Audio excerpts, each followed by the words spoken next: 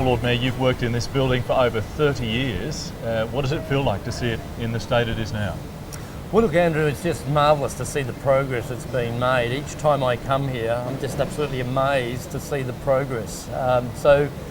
We're seeing some of the rooms now really starting to take shape, and that's fantastic. Well, look at this one. What are your memories of some of these spaces, like the Ithaca Room where we're standing now? There's been civic receptions. We've had very large staff meetings here in this room. So it does a wide variety of roles and purposes to play in the life of the city.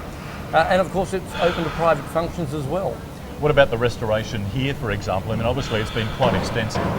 Well, it has been very extensive here. There's a new roof being put on at the Ithaca Room, and that will allow for AV production equipment into the future. That will make it more versatile, open it up to a range of new events.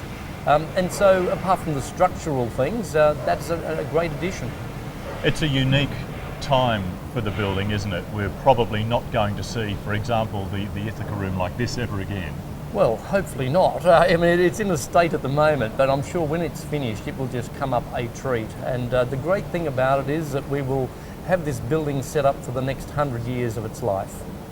Is it a project you think that people are proud to be part of, to be working on? People have demonstrated their love of City Hall simply by making donations. So people out there that battle away day by day in terms of their income are making contributions to this project, and it shows their love of the people's place in Brisbane. And the workers themselves, do you get the sense that they really feel as though they're part of something special? Well, we've got about 300 workers on site in this building right now, and they are abuzz. You can see the sense of excitement and achievement, and that's something that they'll be able to tell their children and grandchildren about into the future, some of the younger workers on this site. What do you think has captured the imagination, the interest of the community most about this? Well, I think there's a sense of fascination as to what it will look like when completed. And that will be the trick. It will have the old style charm, but also a contemporary style, and inbuilt some of the modern environmental initiatives to make sure it's a building that is futuristic as well. There have been a few history lessons along the way too, haven't there? Some interesting things have been found and discovered as it's come apart. Well, the diggings have been fascinating.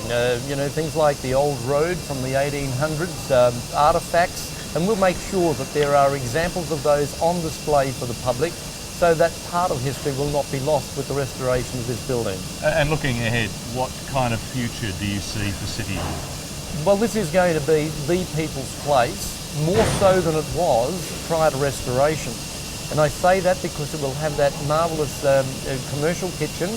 We've never been able to cook a meal in City Hall, and that's been one of the big failures, I suppose, of the past. But it will open it up to much cheaper renting in terms of weddings, private functions.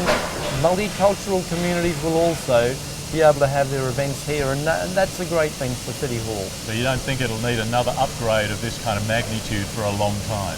This is a 100-year job. It's an expensive job, but one well worthwhile undertaking. Good to talk, thank you. Thank you, Andrew.